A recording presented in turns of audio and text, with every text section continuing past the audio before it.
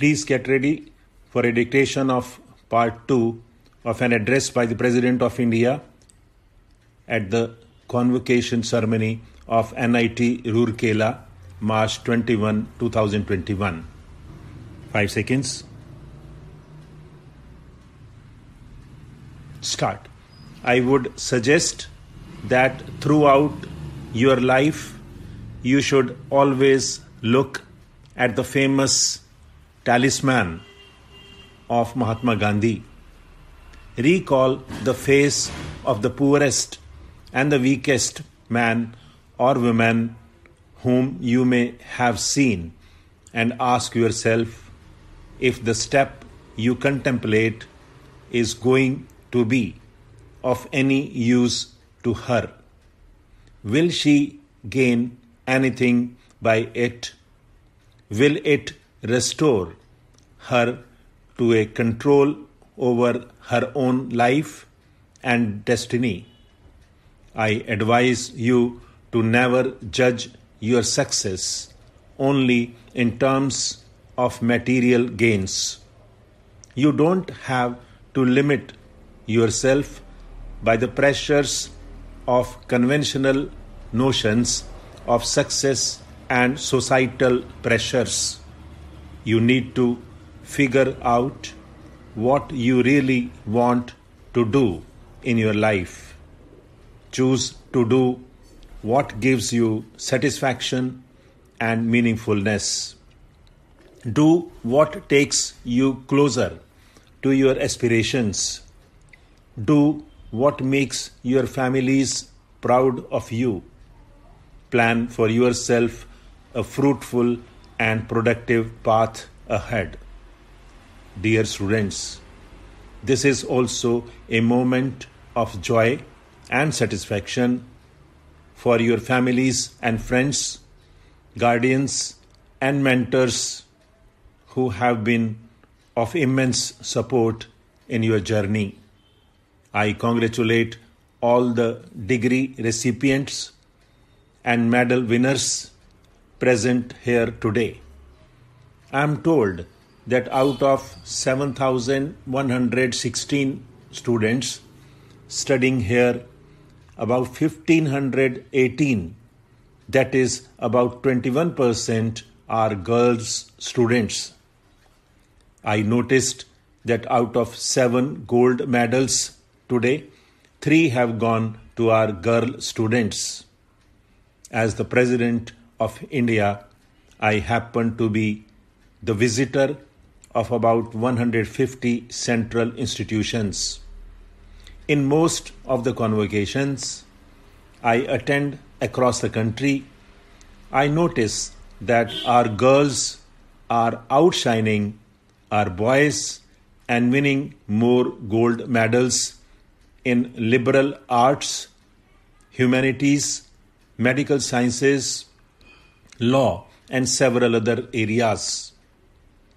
This is indeed a heartening trend and reflects the potential of our daughters. However, it has been observed that the enrollment of women in technical and scientific disciplines is low. According to a recent survey, enrollment of women in engineering and technical institutes across India is only about 20%.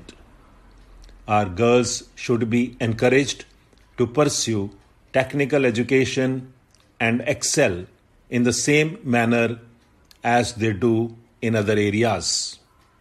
The country needs more of our girls to pursue higher education, especially in science, technology, engineering, and mathematics. Growth and excellence of women in technical areas will add a new dimension to our national development.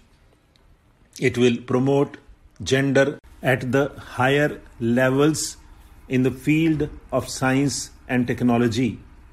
It will help women break the glass ceiling in one of the most important spheres in the world of 21st century. Ladies and gentlemen, and my dear students, a university and institution must contribute towards empowering the community in its surroundings. I have been advocating for universities' social responsibility in line with corporate social responsibility. I am happy to note that NIT Rourkela has adopted 5 villages as part of Unnat Bharat Abhiyan. I am told that NIT Rourkela is upgrading science laboratories and providing computer education in these villages. I am also told that a poverty alleviation research center at this campus works for the less privileged people of Kalahandi, Balangir and Koraput region of Odisha. I appreciate you all for these commendable initiatives. I interacted with vice chancellors and directors of various central universities and institutions as part of the deliberations prior to implementation of National Education Policy 2020. The policy envisions that engineering institutions should move towards more holistic and multidisciplinary education with increased emphasis on arts and humanities.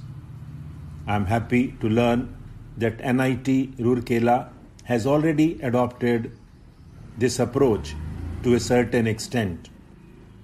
I am sure that you will take the process further and will also work towards implementing other salient features of the National Education Policy. One of the objectives of the National Education Policy is to make India a global knowledge superpower in 21st century.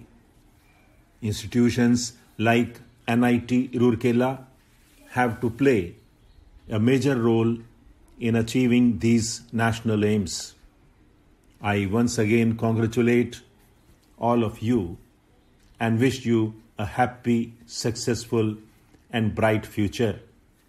I also extend my best wishes to the faculty members, teaching and non-teaching staff, and the family members and guardians of the graduating students on this momentous day. Thank you. Jai Hind. Stop.